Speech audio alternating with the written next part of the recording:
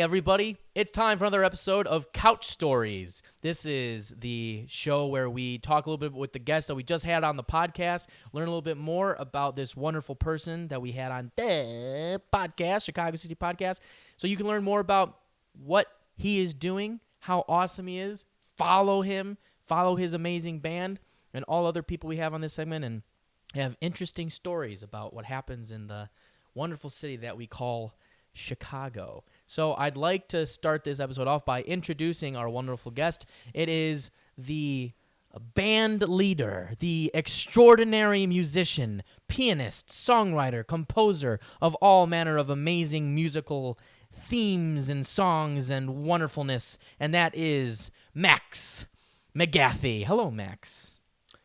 Hello. How are you? Hello, Justin. How are you? I'm doing well. That's excellent. I'm glad you are doing well. I've got a scotch in hand. That's right. Cheers to you. Only the fine things on Couch Stories. Chilling with scotch. That's right. That's right. Couch.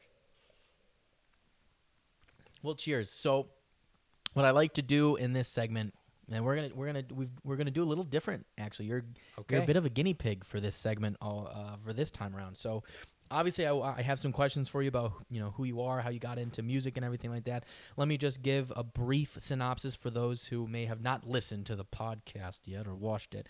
But Max was just on the podcast with us, Ron, Norm, Joe, and myself, and we were talking about the music industry and what it's like for bands and niche bands like yourself, how you go about it and where the state of music is today, and then what it's like running a band and what does success mean for a band. We had a really, really wonderful conversation. I really, really enjoyed that. I would have loved to have kept going, but we have to eventually cut those things short. But did you enjoy the conversation of being on the podcast? It was great. Excellent, good Conversation. Yeah.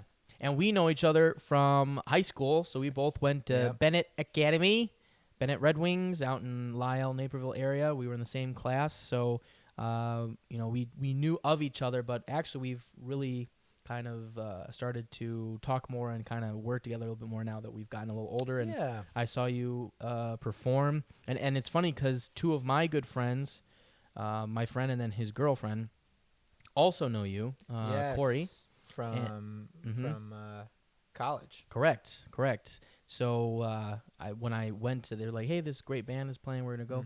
And I saw you and then other people from Ben. I was like, Jesus, it's fucking Max. So that was cool. And now we've reconnected, and hopefully we'll do some work together on some short films and stuff as we've been discussing. But that's basically the synopsis. And what I would like to do here and what this is all about is I'd love to hear about some interesting stories you may have about living in the city. Before we get to a couple of those, let's just do some housekeeping things. So you run a band called Gramps the Vamp. Yes. And how would you describe the sound of Gramps the Vamp for those who would be unfamiliar with your amazing band? It's a post-apocalyptic dance party. That is the best explanation of anything I've ever heard. With dark, heavy grooves and like a retro cinematic kind of style. Yes, that is absolutely We've gone through many phases of how to describe it, but that's what we're on right now. Excellent, fantastic. It's definitely like something. It's obviously something you can dance to, and it's something that it's instrumental music that is has a lot of cinematic melodies, cinematic elements, very influenced by retro horror and sci-fi, from the 60s and 70s, and kind of uses that as a lot of inspiration.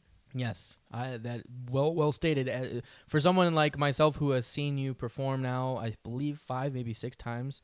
I saw you perform on Halloween at the Owl. That was a great show. Y'all dressed up like ghouls. I mean, it was the whole ambiance of the show was delightful, and I was right there in the front, and it was great. I really, really, really enjoyed listening to your band. I love your songs. It's a really great vibe and atmosphere, and I am a sucker for bands that have horn section because I played saxophone.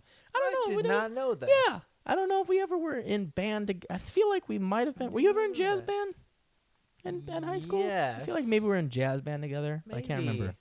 I kind of dropped out after a while because I was focusing on soccer and other shit. And then that was kind of the end of that. But so you run Gramps the Vamp, lead composer and band leader, et cetera, et cetera. But when you and obviously you have an amazing sound, and we want to know. And as I've said, we'll post about when you have shows and stuff, so people can go and follow you and go see how great you are, because I know how great you are. But when you are not leading a band and composing music, and you also teach music as well, correct? I do. So first, before I ask you my question, let's start with this question. What kind of music are you teaching right now? Oh, I'm teaching piano mostly. Beginners to intermediate. Gotcha. Piano. It's really a rewarding experience to just introduce somebody to the instrument. Sure. Yeah. And are you primarily just a pianist, or do you play other instruments as well? I dabble in other instruments, like I have a couple of guitars, and I get them out once in a while and know chords and kind of know my way around the instrument. Same with like bass guitar. Sure. Haven't done a lot of drums, but piano is a rhythm instrument, so right. I've got like the basics, and I also I've been learning lately in the last couple of years. I've been learning theremin, which what is that? I'm not familiar with that. It was the first ever electronic instrument ever invented. Huh. It was invented. I'm gonna probably mess this date up, but I feel like in like the 1910s or early 20th century. Okay. In like, I want to say like Soviet Russia or something like that. And it was just this really obscure instrument, but it came to define science fiction sound. Oh, it's like that high pitched sound that you hear on the. Yeah. And you play it. It's a synth. It's essentially a synthesizer, and you play it without actually touching the instrument. It's the only instrument you play without touching. Because there's an antenna on the left side which controls the volume. So the closer you are to it, the quieter it is. So you can control the volume like this, and the antenna on the right side controls the pitch. So the closer you are, the higher the pitch. Very and interesting. So it definitely requires a lot of requires an ear to be able to play it, because you just kind of have to self-tune and sure, yeah. But I've been dabbling in that a little bit, and some other stuff here and there. But piano's the only thing I'd get paid to do. Gotcha. Okay, cool. But you got some additional thing that you're aspiring to be good at other instruments. That's very cool. Well, when you're not teaching and you're not acquiring skills in the realm of music, what are some things that you, Maxx McGathey, like to do outside of that? Ooh. I enjoy running. Oh, that's right. You were a cross-country guy. I was actually not in. You were not a cross-country guy. Okay, but you've acquired a love of running. Surprisingly, I was in lacrosse. Oh yeah. Okay, nice. Which skinny for a skinny guy is very dangerous. For skinny white guys, that's a good one. Yeah. But yeah, I like to run. Ride my bike everywhere. Do some active stuff. I like all the arts. I like reading. I like going to shows. I like seeing films, all that stuff. I'm pretty active in the art scene in Chicago. The art scene? Nice. Yeah. Very cool. You got to talk to Joe. Joe's trying to get very involved in the art scene. So you guys can maybe chat about that afterwards. Joe, also a Bennett Academy Red Wing, by the way. Yes. Which is interesting. Okay, very cool. Very cool. I have one last question, then I want to get to some of the stories for Couch Stories. So my last question for you, just so that people can understand like your background of the band, because I don't know either, so I'm very curious. How did Gramps the Vamp come about? And so that's part one. Then my part two would be, what would your ideal vision for Gramps the Vamp be? Like, where would you like to be in 5 years with the band? Let's let these people know what they can expect from you guys. The band started in 2011 when I wanted to get together a house party band, like a band that would just play like some fun house shows in college. Sure. So I just got all the best musicians I could find, and we were playing like funk covers, like instrumental funk covers. We were very like straight ahead funk to start out. but it happened like our earliest show was a Halloween show, and it kind of like we were like, okay, well, let's do like a funk, like let's play funk and like get everyone dancing, but let's also like make it a little spookier, a little bit darker, heavier, just for the holiday, and it really had a really great response. It really caught on, and we really liked how it sounded. So we ended up writing more material in that style, and it's kind of started us on the trajectory that we've been on for the last 8 years, 9 years. Yeah. Yeah. So it just kind of started for house parties and grew into something a little bit more artistically fulfilling. Yeah. Yeah. Very cool. Yeah. What was the other question? Part 2 was where do you see you guys in like 5 years from now? Like, what is your, because we were talking about this on the podcast, how like you need that person who's kind of drive the bus, which is you for the band. So like, where do you see the band going? Because you're, as we said, and as on the podcast, we've pledged to your Indiegogo, so you can you're in the process of crafting a new album right now. So we wish you much luck, and let us know when it's out, because we definitely want to promote it for you guys. Thanks for contributing. 100%. Yeah, that was definitely always in the cards. But where do you see Gramps the Vamp being in the future? Because you guys started from the house party thing, but now you've toured, you're coming out with albums, and you're playing around the city. I know you've played in other places beyond Chicago. So like, where do you want to be? I'm pretty happy with what we're doing right now. I'd like to have us play more shows around the country. Possibly go overseas. Yeah, that would be amazing, because we have reached out to Europe a little bit, or I wouldn't say a following, but we have people who have been into the music in Europe. So yeah, I see the band just keeping the post-apocalyptic dance party alive, and just keep it I suppose all the ghouls and zombies come back for the Gramps the Vamp parties, man. I would love for us to do more film stuff, because we have been featured in a couple of films. Oh, cool. Like one short film and one feature-length film.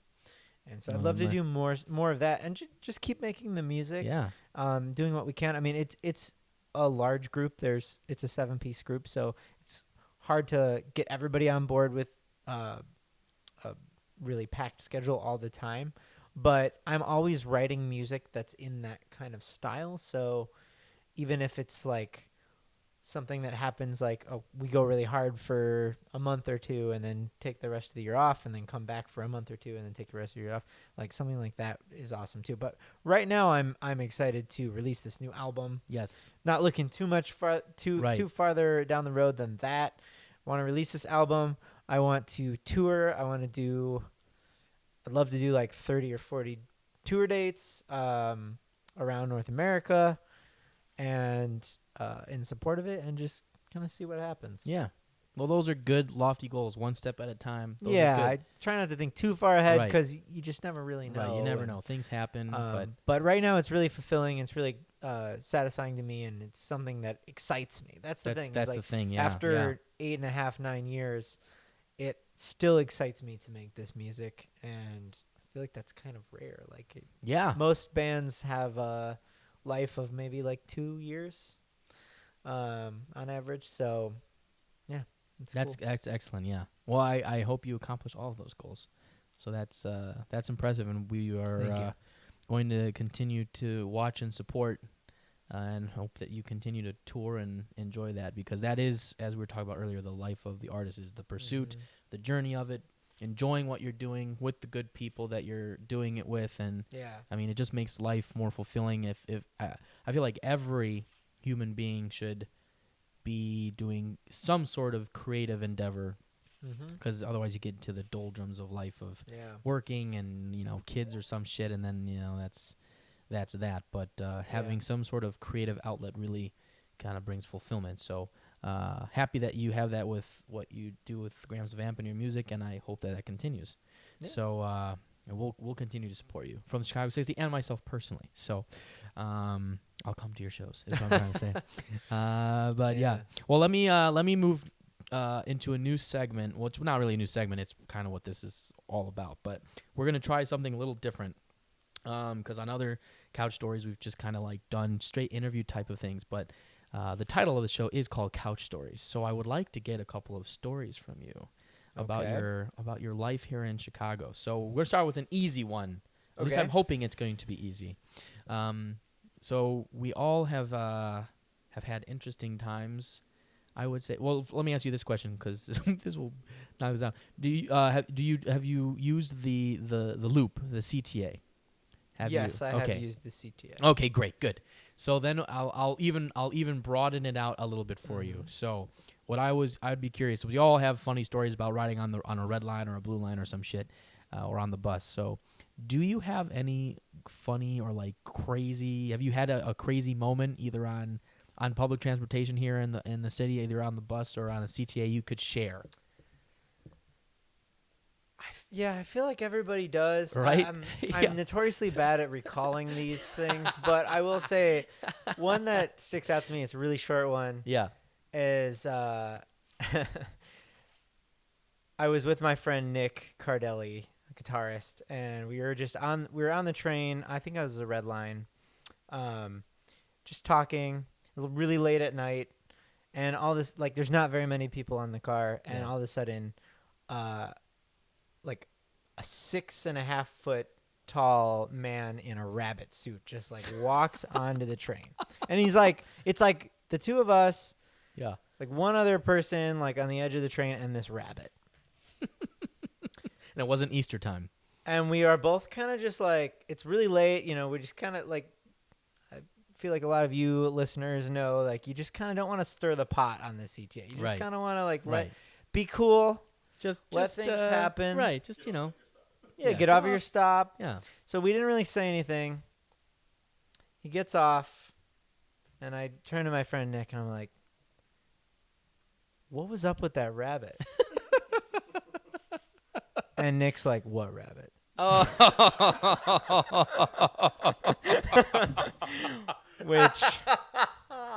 which is exactly that's like delightful. True to character. Yeah, that's delightful. So. That is great. Oh man, yeah. Yeah, I find you definitely get the kooky characters coming on particularly late at night or just random moments, and it's very interesting riding around in public transportation. I haven't done as much of that as of late. So I'm working from home quite a bit now. Yeah, and really I also great area I ride my CTA. bike everywhere now. Yeah. So like I rarely use the CTA. Yeah. I had been using it quite a bit for a while, but now I just got a new car, so I'm either driving my car, I'm taking Ubers, and I'm not like my place is not really in a good area to like go take public transportation. I still gotta walk pretty far to get to the buses, and it's just like it's more of a hassle in some cases. I'm not really near a brown line or anything, so Kedzie one, but it's like 10. It's too long for me. Unless I'm really in the summertime I might. In the summertime, if I might go use the brown line to get down for like meetings or something, because it's like, okay, it's only $2.50. It's nice out, but in the winter, I mean, if you have a car, use it. Yeah, right. You're paying for the insurance. Yeah, right. So might as well fucking use the thing. So, it is technically winter time, and you're a born and bred Chicagoan, right? Yeah. Yeah. I was born in the Bibes. At Loyola Hospital. Oh, wow. Okay. Do you know the hour? I'm just kidding. Fucking with you. I don't give a shit. It's funny. I know some people are very particular about that, though. They're like, I was born Monday, 24th of August at 9:15 p.m. The moon was 47%. Yeah, that's right. It was in retrograde. The winter solstice was upon us. Yeah. But no, we don't need to get... That's funny. But it is wintertime. So I'm curious if you have let me ask you this: how long have you lived in the actual city proper? Since 2008. Okay, so a while. So like 11 and a half years. Yeah. I think that's math. Yeah. That seems That is math. That's math. That's correct. Yes. Okay, so that's many winters here in the city. Minus So- a couple of stints, like elsewhere. Gotcha. Like small, less than a year. Sure. But yeah. But it's still Yeah. a real time. Mhm. So do you have a really? So we had the polar vortex not that many years ago, whatever. Mhm. Do you have an interesting story about traversing the harsh Chicago weather? Were you ever like stuck out in the weather or had to get somewhere in the weather? Because I've had many times where I've been like stuck trying to get somewhere and I'm like freezing my balls off because it's so cold, or like being by the river and then like all of a sudden like that huge gust of wind just like hits you. Have you ever had any like experiences where you've dealt with the harshness of Chicago weather and just was like, holy shit, this is intense? I feel like it's every day, man. Yeah. I mean, I ride my, like, I am a avid cyclist. Sure. Don't own a car. I ride my bike everywhere. Right. So it's like, I don't know. They kind of just all blend together. I don't know if I have a story. Well, let me ask you. Well, I'll But- just ask you about that then. So Yeah. since you're cycling, Yeah. we'll start with that because that's actually an interesting thing. Well, staying on the topic for just a moment about dealing with the winter, have you found now that you're cycling, it's more difficult with the winter conditions to cycle than taking other forms of transportation, or have you enjoyed it more, or what are some of the things that you notice with that? So I live in Humboldt Park. There's Nice. not Sure. a very easy, like, I think it takes like 22 to 25 minutes to walk to the Blue Line Okay. from where I live. So it's not a very, at that point I might as well just bike anywhere in the city. Right. So I end up doing that, and I've borrowed a car from family members in the past, and like for winters and stuff Sure. like that. But this winter I've done very little of that, and I've noticed that the winter, I mean, it hasn't been a super bad winter, but Right. it has been pretty cold Yeah. for a few weeks, and I've noticed it just hasn't been as bad. It just hasn't felt as bad. Like, once you just commit to being out in it and you bundle up, I have a really nice big coat, the Sure. huge, like, it's like a Arctic Explorer Right. like Yeah. hood. Yes. And once you just like get yourself all bundled up and just commit to it, doesn't feel that bad to me.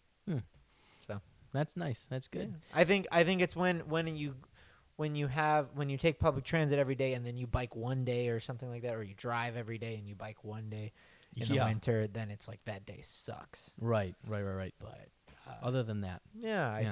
I think if you commit to it, it's it's Not that the bad. worthwhile pursuit. Yeah. Yeah. Have you as you've been cycling around had dealt with any crazy drivers or had any? oh yeah. Oh, do you get? Is there do you have Again, any- just like it's just like it's every an everyday day. thing. Okay. Yeah, I don't know. I mean, I've had people like less in the city, but I've had people yell at me like, "Get a car," which is just a funny, ridiculous thing. Like, Oh, it's funny. I've never. I don't know how to process it. Right? Yeah. I'm It's just, like, that's crazy kinda, people like Yeah. mad that I'm taking up a quarter of the road. Right. You Because then know. they would invariably be yelling at you because you stopped too soon or some other bullshit. Yeah. So there's no pleasing some people. I have been pulled over by a cop, which I didn't even think that was possible, but I got pulled over by a cop Really? on my bicycle because I cut through a sidewalk.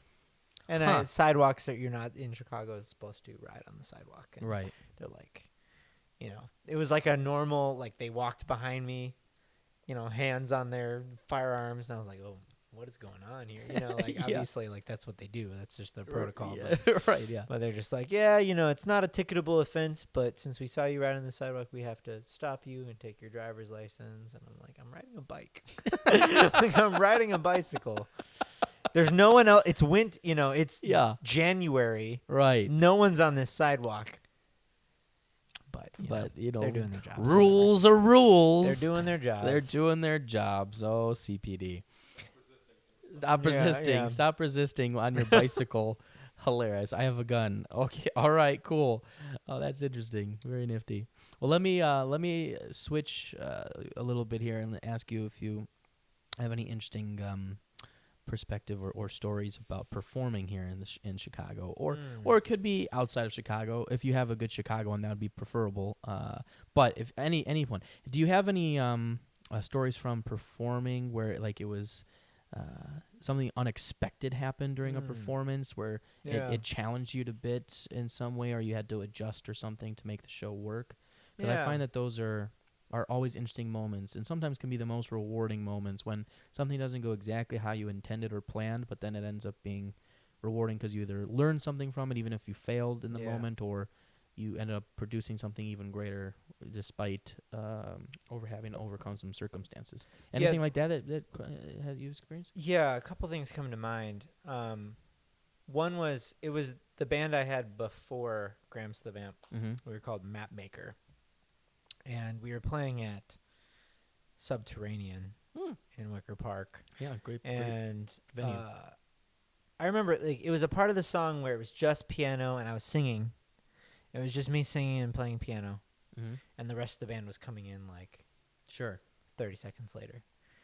And all of a sudden, someone just walks on stage, grabs my sweater, not too different than this cardigan I'm wearing right now. Okay. Grabs my sweater, holds it up, and is like, "Is this the one you're looking for?" In the middle of the performance? In the middle, like, it's like my like solo, very quiet, kind of like everybody's hush, like, and he just like, "Is this the one?" He's got a beer in his hand. He's like, "Is this the one?" Was it behind your chair? It was like he walked up like 3 feet away from me. Like I had put it like on my amp. Oh, gotcha. Okay, I understand. So he walked up on stage, went to my amp, took my sweater. Wow. And was like, "Is this the one you're looking for?" And jeez Louise. and I didn't know what to do. Like this was I was younger. I was less experienced. I think today if that happened, I would have stopped the song and be like, "Get the fuck off this stage." Yeah, sure. Because this is so rude. Right. Yeah, 100%. But I didn't know what to do, so I just kind of like went pale and just kept going. Show must go on kind of style. Sure. But it was, it sucked. I mean, like, sometimes as a performer, you just have, like, weird... Yeah, you just got to... Like, not everybody knows the etiquette of going to a show. Which is kind of silly. silly. Maybe they do and they just didn't care. Or he was just super drunk. Who knows? Drunk, who you knows? basically... I didn't know that was possible. You got heckled in a music performance. I mean, it wasn't really even... it was just a disregard. Like, it wasn't even directed at me. It was just like not understanding. Some guy's friend was like, "Yeah, I want to leave, but like I think my sweater's on stage." And the guy was like, "All right, I'll go on. I'll go get it. You know what I mean? Whatever." Yeah. So that happened. Oh my God. That happened. I remember the release of Gramps the Vamp's last record, 2016. Our release show was during one of the Cubs World Series games. Oh, yeah. And I'm a Sox fan, but okay. Well, that takes out one question from the lightning round. I'm a long time born and raised Sox fan. Got it. Okay. But I remember like that just being tough. Is like just seeing, I don't blame you guys. Like it's historic. They're like, it was Lincoln Hall, so like they have the really nice like venue space, and then but to see the TVs in the bar area, you have to like go out the door. Right. So go out the door, going out, looking, but coming back. And yeah, that's distracting. Yeah, I mean, it wasn't like, I don't know if that's really a story, but it was just like something, some adversity to learn from and get over, and just like, all right, people, you just have to do your thing. People aren't always going to be focused, especially if there's something else going on. Right. Like, you just have to like do your job as a performer and just give the best performance you have. Right. Not let that affect you. Right. So, yeah, absolutely. Bad timing though. Yeah, no kidding. Well, yeah, I mean, I can share a similar story with my show, and I just met with the guys last night. So I do an Irish improv show with my two buddies, and we had just done really well. We had done a 3-week run in March, and it was going very well. And then they're like, hey, do you want to do a show one show a month, which is what we wanted at the time. We're like, yeah, 100% sure. Well, the first 3 months that we were going to do our show, we picked Sunday nights, like the last Sunday of every month. Well, we ended up having a great string of luck where in April, it was the Game of Thrones premiere for the final season. So nobody showed up for that. Yeah. Then we had Memorial Day weekend after that. And then we had Gay Pride weekend after that. It was tough time competing with those. It was like, Jesus Christ, how much could, what a horrible timing we chose. Why do we pick Thursday nights? But, sometimes there's just nothing you can do, but you got to just go out there, and whoever is there, you perform because you're doing something you love, and you just kind of gonna go with it. It's interesting. I feel like, I don't know if this is unique to Chicago or not, but it feels like there is sort of like a rhythm. To like whether people are interested in going out or not. Like, it depends. The like season. You're just always rolling the dice. And it's hard to kind of predict. Winter, there's definitely a lot more hibernation and less going out, because although this winter has not been as bad as other winters, but there's still just the stigma of it's the winter, it's cold outside, I'm going to stay inside. Yeah. You get your I'm guilty. What's the term? Not cuddle buddy. Your you know what I'm talking about? The cuffing season. Oh, I just heard about that. Yeah. There's a term, I just heard about that. Yeah, so, Cuffing season. Cuffing season, where you find a significant other and hibernate throughout the winter. All right, well, last quick, I don't know if it's quick, but last question of a story or something I'm curious about. I always find this interesting to ask other people who are performers and artists and whatnot, and then we're going to get to the lightning round after this, and then we're done. So be prepared. But my last question of a story or maybe an experience you could share, being a performer, has there been another performer or some other type of performance you have witnessed or seen that really influenced you? And how did that shape how you went about your performances? Performer. Or a singular performance you may have seen where you're like, ooh, that was really great, I want to use that, or I've never considered doing something like that, or something of that nature in some way. Well, I will say one of the best shows I've ever seen, and whenever you see a show that is the best show you've ever seen, you take a lot of stuff from it. Of course. Is Corey Henry, who is an organist, keyboard player, phenomenal player, and his band called the Funk Apostles. And they're I've seen them 3 times. Yeah. And I feel like my top 3 favorite shows have been all of his shows. All of his shows. Well, with a name like Funk Apostles, if you haven't checked them out. So he's literally the most skilled keyboard player you'll ever see. And he surrounds himself with so many musicians that are top in their field that he doesn't even play the whole time. He just walks around the stage empowering them. And his presence and just command of the band and command of the audience is just so inspiring. The way he just there's no an audience can sense fear. Sure. Oh, 100%. Yeah. And they'll turn on you. And there's no fear. There's no there's just pure music and pure love for what he's doing. In the way that he just and he also directs the crowd to get involved with chants or with singing along to the melodies and stuff. Just really an inspiring performance from everyone on that stage, but especially Corey Henry being a band leader. Yeah. So what did you take away from seeing that for using with Gramps the Vamp? I think just how confidence can really just electrify an audience, and if you are totally confident in what you're doing, people are gonna feed off that, just like how I fed off of his performances. And I think it inspires me also to I mean, he does a lot of like on the fly arranging like horns, and he'll like point at the horns and make some hand signal, and they'll do something different. Or like, like the vocal. All right, secret. I don't think they have horns. They have vocalists. Sure. I'm just used to saying horns. Sure. They have vocalists and just like directing them to do different things on the fly, which is amazing. But even just like empowering the band and giving clear cues and just being it inspires me to just be like so prepared and ready to take command of the performance. Nice. Yeah. Very cool.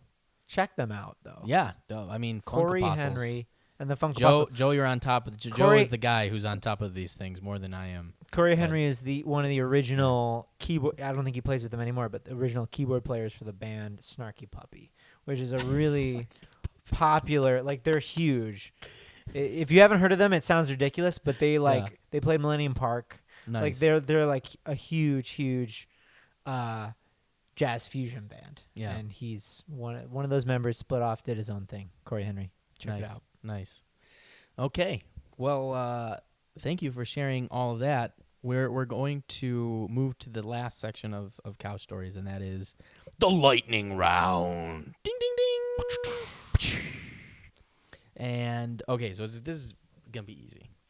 So I'm just going to ask you a bunch of very quick questions about Chicago and your preferences and stuff like that. Some will be a little bit more open-ended. A lot of them will be very quick. Just give me the first answer of what your preference is, and that's it. Very simple. And then that's it. And then you're done. Cool. All right, here we go. Are you ready? Ready. Excellent. Okay, well, we already know you're a Sox fan, so that one takes that out. Sox fan. So you're from the burbs, but you live in the city. Do you prefer the city or do you prefer the burbs? City. Okay, excellent. Which is your favorite hood to go hang out in the city? Hang out? Yes. Ooh. I love. It's tough. Mm-hmm. I really do like to explore different neighborhoods all the time. I would say, like, if I'm gonna go just like hang somewhere and just like walk around, Pilsen. Pilsen, good area. Very good area. It's a fun area to just like walk around in. There's a lot of interesting things going on. Sure, absolutely. Okay, Sears Tower or John Hancock? I like the Hancock building. I like how it looks. I think it's a little more elegant, a little less boxy. Mm-hmm. I like that area. It's just a fun happening area. I mean, it's like touristy, but sure. But it's fun to walk around there. Also, a little bit of a shout out to Loyola's downtown campus. That's real close to there. So I was over there a lot when I was going to college at Loyola. Nice. Okay. River North or the Loop? The Loop. The Loop? Because River North is... Ugh. Yep, sure. River North is something. Yes, it is. But the Loop, I mean, the Loop gets a bad rap. Touristy, financial district, all that stuff. Right. But, like, they have the Art Institute. They have, like, which is my favorite thing to do. Favorite touristy thing to do in Chicago. Okay. So, yeah. I like the Loop. I like walking along the lake over there. And nice. Yeah. Okay. Well, Riverwalk or beach? Riverwalk. Ah, interesting. Yeah. Okay. But if you had to choose a beach, North Avenue Beach, Montrose Beach, Foster Beach? Loyola Beach. Loyola Beach. I'm unfamiliar with the Loyola Beach. Loyola Beach. Surprisingly. I used to live right off the beach when I was going to Loyola, well, that's nice. up in Rogers Park. And, I mean, it's off the beaten path, and it's a really beautiful beach and has a nice little pier that I did a lot of contemplating. Okay. In my early 20s. Nice. Planetarium or aquarium? I would say the aquarium. Okay. Living things. Living things to go Living look at. things are more interesting than fake stars, I guess. Gotcha. Sorry, planetarium. No problem. Okay. Millennium Park or Grant Park? Millennium Park. Okay. All right, so what do you think is a little bit more iconic, the Bean or the Buckingham Fountain? Buckingham Fountain is more really iconic. Yeah. okay. I would actually kind of agree. I mean, like more people go to the Bean, but that's interesting that you said that. I think it's just a matter of the Buckingham is so much older. True, also true. But I mean, the Bean is definitely stands out more. Okay, all right. Favorite deep dish pizza place? Pequod's. Okay, that's a good answer. Are you gonna go for an Italian beef or Chicago style hot dog? I get hot dogs more often, but nothing beats Portillo's Italian beef. Okay, that was gonna be my next question. Portillo's or Al's? I'm beating all your questions. You're beating all my questions to the punch, man. God, you're so definitely good. Portillo's. Yeah. I don't understand the Al's thing. Yeah. I don't understand it. Portillo's is so much better. Well, we're gonna actually do the beef off relatively soon. We're gonna try out a bunch of beefs around the city, so look out for Invite that me. one. Plug. Yeah, I know everybody wants to be part of that. Everybody's like, that sounds so dope. But okay. All right. What west side, south side, the Loop, or north side? What is your which side? What is your side? Where do you most identify? Because you're a Sox fan. Yeah, I'm a Sox fan. You hang out the Loop, but my parents' families originate from south suburbs, so but I don't spend enough time there to name that one as my favorite. But I'd have to go west. I just West side? I like what's going on on the west side, Ukrainian Village, Bucktown, Wicker Park, Logan Square, Humboldt Park. That's where I live. Yeah. That's where I spend most of my time. Nice. Okay. Well, we already know that you'd probably pick guaranteed rate field now because you're a Sox fan. So let me get into I know it's still That name Comiskey. is so horrible. It's Comiskey, just like it's Sears Tower. But let me ask you this: for other sports, are you more gonna be watching the Hawks, the Bears, or the Bulls if you had to watch something outside of baseball? I would pick the Hawks. The Hawks.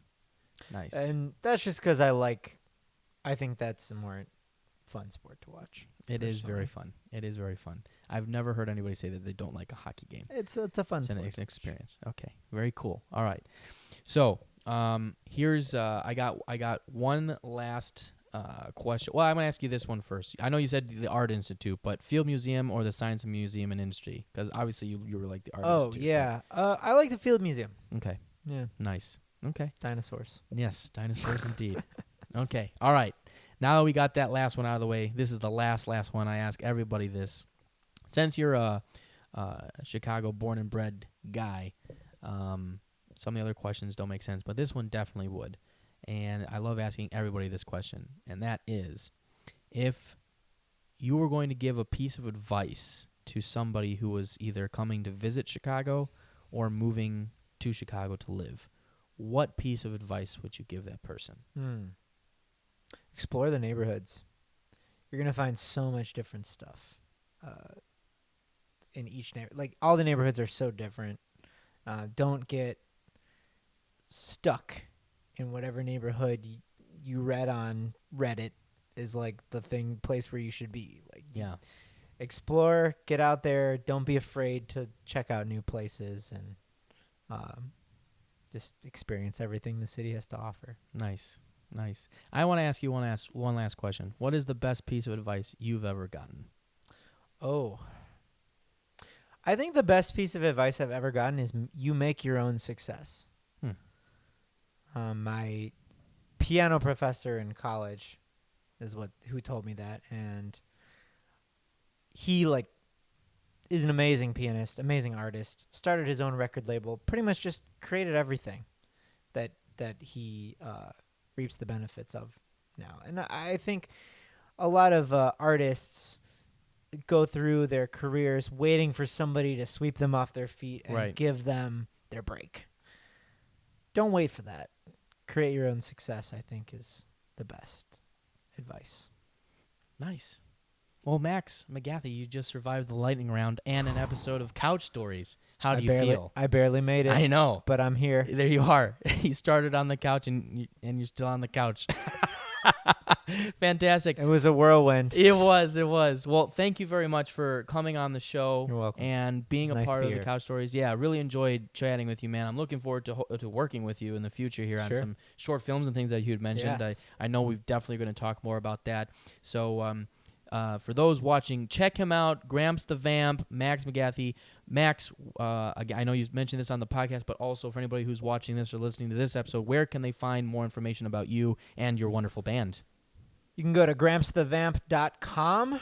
That's Gramps the Vamp, grandfather the vampire. Nice. And you can also, we have an Indiegogo campaign running for until March 17th, until St. Patrick's Day. Nice. So if you hear this before then, definitely check will. that out. We'll definitely be posting Search us on Indiegogo and grab our new record. Yes, we'll definitely be posting all those links in the iTunes and Spotify and all that stuff. You'll have access to the links, particularly on all the YouTube stuff as well. So, Max, thank you very much for being on here. Really appreciate it. My pleasure. And if you enjoyed listening to this episode of Couch Stories and wonderful people like Maxx McGathey who run amazing bands like Gramps the Vamp, and you want to learn more about cool people in Chicago doing cool things like Max, then follow the Chicago 60 and Couch Stories. Go to Chicago 60 on Facebook, like and follow us there. Go to YouTube, subscribe, hit the notification bell. New comedy videos every Thursday, new Couch Stories, new podcast, new a bunch of short films, all coming out on there. So go do that. If you're listening to this on iTunes or Spotify, please leave us a 5-star review and like and subscribe this podcast. It really helps with the rankings. And let us know what you think by leaving us that review. Let us know if we're doing great and if you like the content. And also, our Instagram is Chicago_60, Chicago_60. We put a lot of behind-the-scenes photos and everything up there by our wonderful man, Norm Burt, who's standing over there, right next to me. So please go follow us and do that so we can continue to promote wonderful people like Max and bring you amazing, cool people that are doing cool shit in our city that we love, which is Chicago. So for that, please go and follow us and help us out. We'll be posting all the links and stuff so you can go support Max and Gramps the Vamp. And that was another episode of Couch Stories. Thank you very much. We will see you next time. Bye-bye.